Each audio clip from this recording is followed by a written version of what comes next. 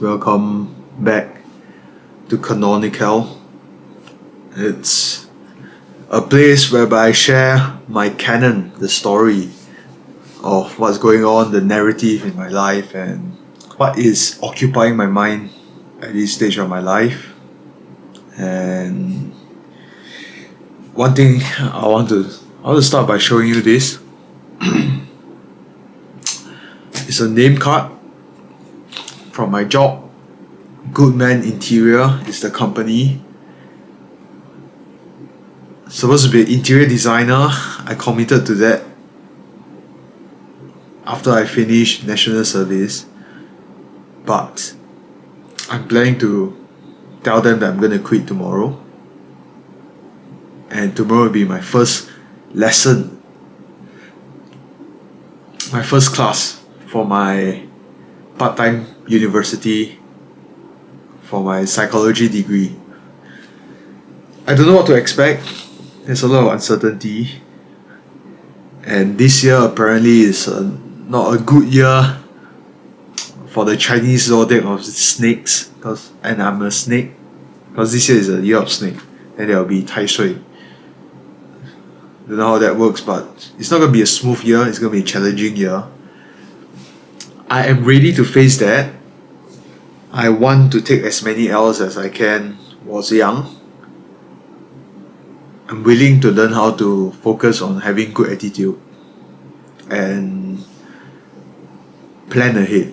Put myself in a situation whereby I am ready to face issues that may surface.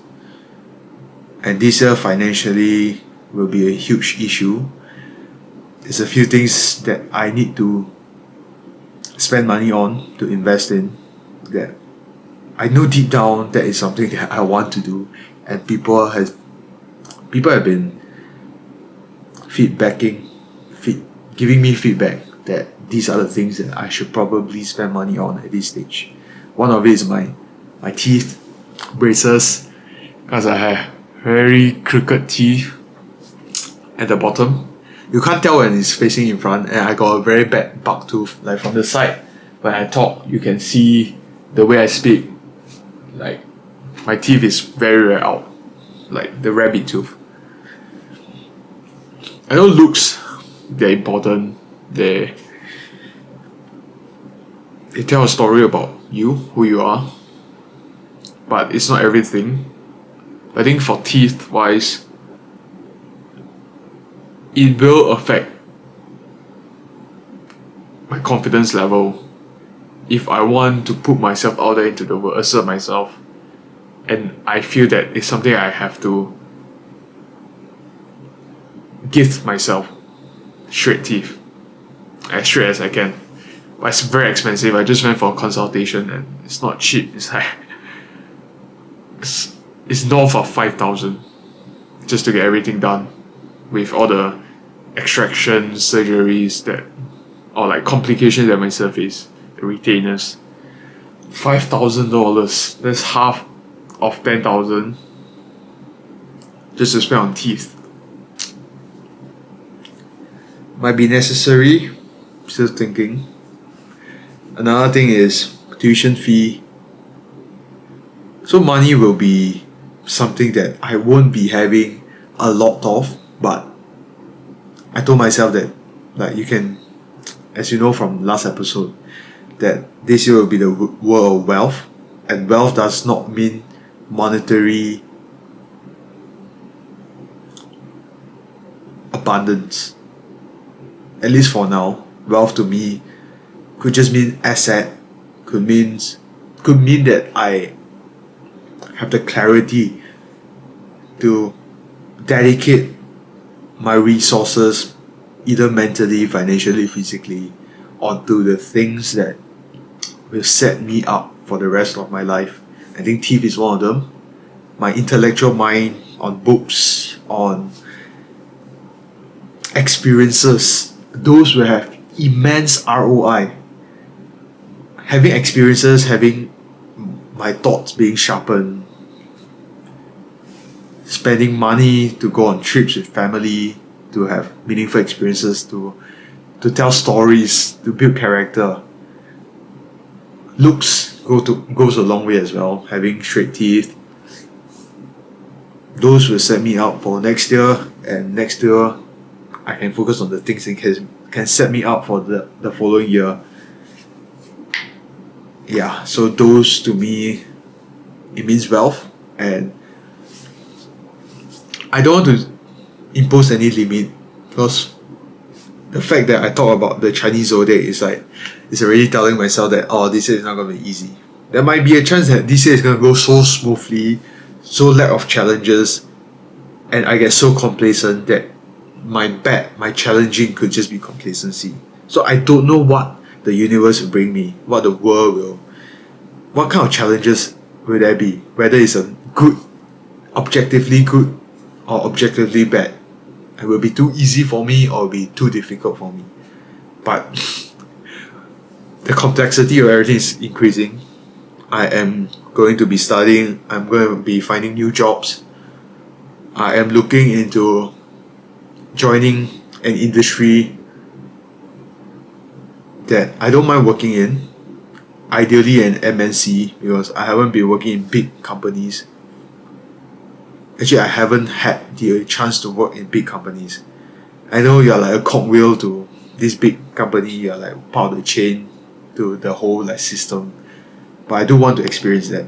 I feel that although like YouTubers tell you that, oh, don't join those 9 to 6 jobs, they are like lifeless, they strip away your freedom, all this. I feel like until you experience it, until you reflect and learn whatever you can learn from it, you shouldn't discount it. And therefore I am acknowledging the desire to want to join a big company, to work at a role whereby it is more stable in terms of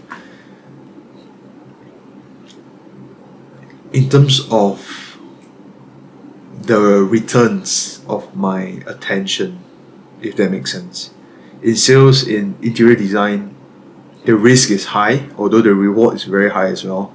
You are able to reach like 5-6 figures if you are 100% confident. Okay, maybe not 6 figures. Profit wise, you are able to reach 5 figures easily. You just need like 2 to 3 projects running and minimize the mistake, and you can reach $9,000, $10,000 a month. But you'll be busy, you have to commit, you have to dedicate all your time and effort into the projects, into the clients, into serving them. And if you fail to do so, things can go wrong and your profit margins start to shrink, because you have to go put out the fire using your profit margin, and you'll be stressed, and your reputation will be ruined, your company's reputation will be ruined. Therefore, the risk, high risk, high reward. And I believe other sales will be similar, maybe not to this extent, because interior design is like the whole entire house needs you to be there throughout. It's from pre-sales to post-sales. It's the whole entire process. Pre-service delivery, which is getting the contractor, getting everything done, going down the site to check, to mitigate any problems that surface, which will surface in a home improvement project, to post-sales, where things might go wrong. They might want you to do something, they might want you to fix something, maybe some small little imperfection that they are really not happy with. You have to go down and like mitigate it, or even like taking photographs of it so that you can set yourself up for your portfolio, your future. It really requires a lot of planning, mental bandwidth, to think ahead, not only to work in the job, but you have to work outside the job, if that makes sense. Like, you have to be the entrepreneur. You can't just be a worker.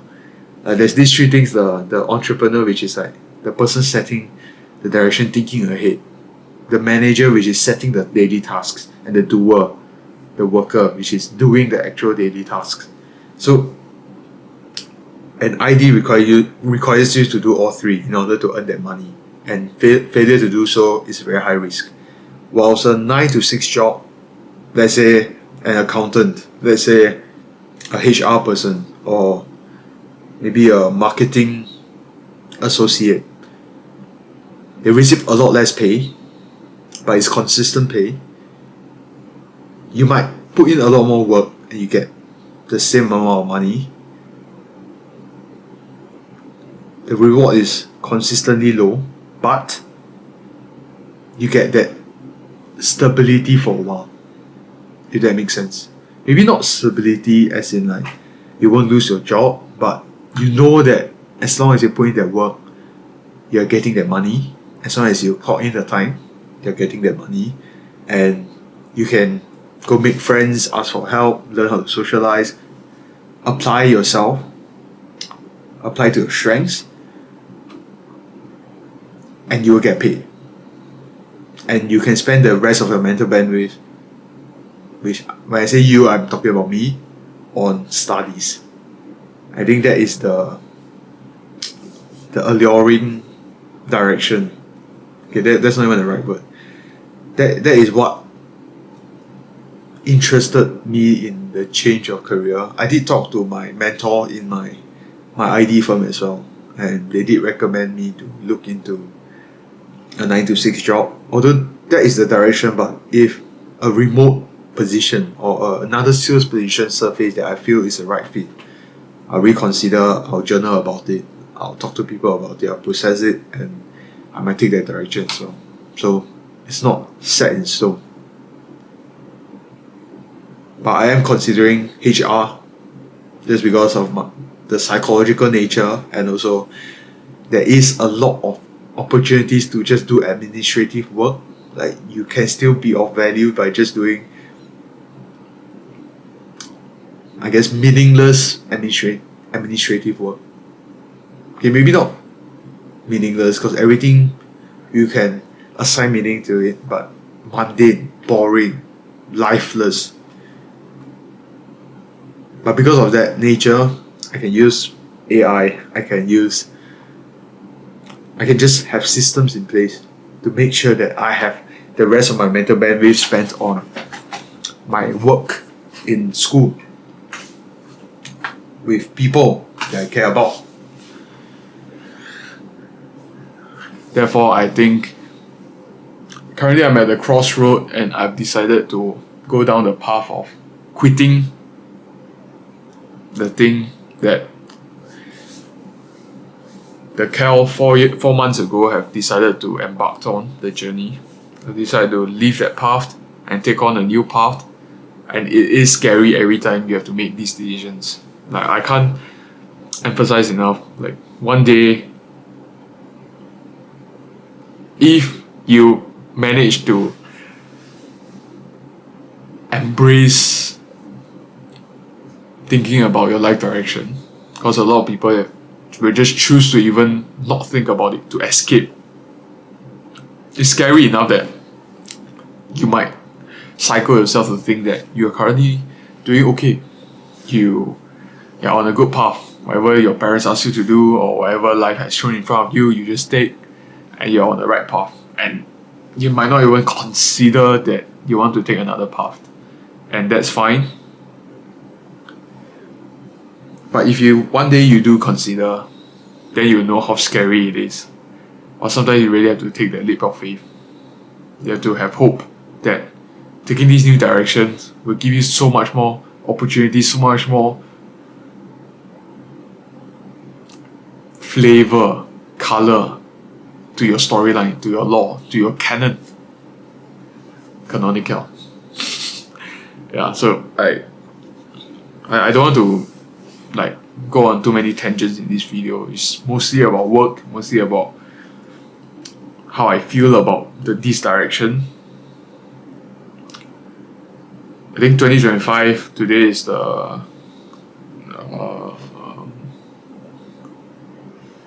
it haven't been the first week. I think today is the 6th. I think 6th of, it's almost the first week. The first week has ended basically of 2025. After the first 7 days, I feel that I took this week to really set up this year. I've set a lot of goals, you can see from the background, for this year. And I think it's a year of growth. Like really, I want to make meaningful connections, nurture these connections, nurture my current connections, I want to build wealth, evergreen wealth, and I really want to work on healing my biological, physiological health, physical health, mental health, all this. But I also want to work on the psychological aspect of basically my psyche. Could be trauma, could be just some childhood complex that I need to work on. Could be spiritual. Could be everything combined, because everything is intertwined, everything is interconnected. You can't really escape one thing from another, even if you try to separate them. But I want to focus on healing as well. I've been meditating a bit more because scientifically it really enhances your prefrontal cortex, and to put it short, just do it. It's only gonna benefit you. It's gonna help you make better decisions. It's gonna help you be happier, control your mood, be more present, be more mindful, and set you up for a better future. And your kids also, your partner. When you're present, when you're there, when you give 100% of your attention to the people you care about, you won't miss the wonderful, the radical moments that will change their life trajectory and your own life's trajectory. Opportunities will also come by, and you'll be able to take them because you can see them. You can focus. Your prefrontal cortex allows you to focus, to stay focused. And if you feel that you're someone that you can't, I couldn't. When I first started this self-improvement journey, I couldn't focus. But I think setting the intention, the desire, the goals to time and time again try to do more meditation sessions. I think last year I did a lot. It's really improved my mental, cognitive abilities.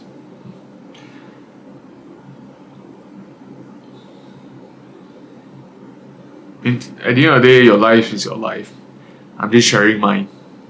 And if it inspires you, go and take some action. If it doesn't, and you still stayed through this part of the video, don't waste it. Don't waste your time. Yeah. If you stayed for 18 minutes of this video, I want you to go and take action. And the action could be very, very small. Could just be journal for 3 lines on a piece of paper. Really go buy a journal. Just take the action. Because journaling, as we all know, is introspection. It's learning more about yourself. It's giving you the sense of clarity.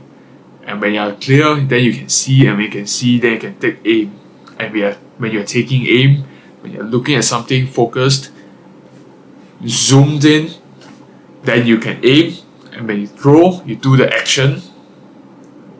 Then you realize, oh, what can I do better?